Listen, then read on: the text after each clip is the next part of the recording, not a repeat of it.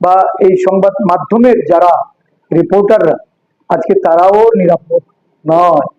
তাদের নিরাপত্তা নিয়ে নানাভাবে প্রশ্ন উঠছে, আক্রান্ত হচ্ছেন তারা। ধলাই জেলার সুব্রত দাস কিছুদিন আগে তাকে আক্রমণ করে তার শারীরিকভাবে সে চিকিৎসার জন্য জেলা হাসপাতালে ভর্তি ছিলেন।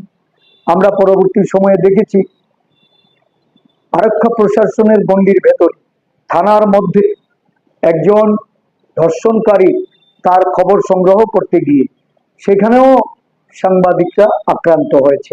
রাজীব সরকার নামে একজন সাংবাদিকরে থানার ভেতরেই আক্রমণ করে এবং এই আক্রমণের ঘটনা পুলিশের সম্মুখে হয়েছে।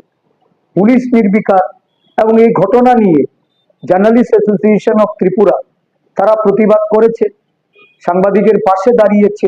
আজকে সম্পূর্ণভাবে আইন শৃঙ্খলার পরিস্থিতি এটা ভেঙে পড়ছে। সাধারণ মানুষ তাদের নিরাপত্তার অভাব বোধ করছে।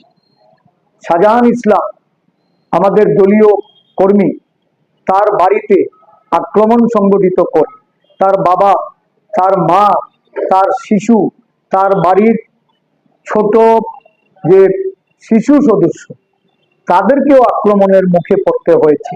তাদেরকে নানাভাবে মারধর করে তাদের জিনিসপত্র আসবাবপত্র ভেঙে দিয়ে ক্ষতি সাধন করার পরে পুলিশ তাদের বিরুদ্ধে এফআইআর নিয়ে তার বাবা এবং ভাইকে বিনা অন্যায়ে তাদেরকে জেল হাজতে প্রেরণ করেছে।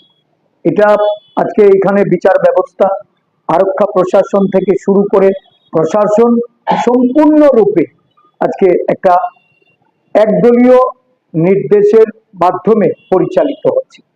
মানুষকে পরিত্রাণ পেতে গেলে ঐক্যবদ্ধ হতে হবে এবং সমস্ত সার্বিক আইন শৃঙ্খলা নিয়ে আজকে বিরোধী দলের সাথে সমর্থন জুগিয়ে সহযোগিতা জুগিয়ে আমাদের প্রতিবাদে সামিল হতে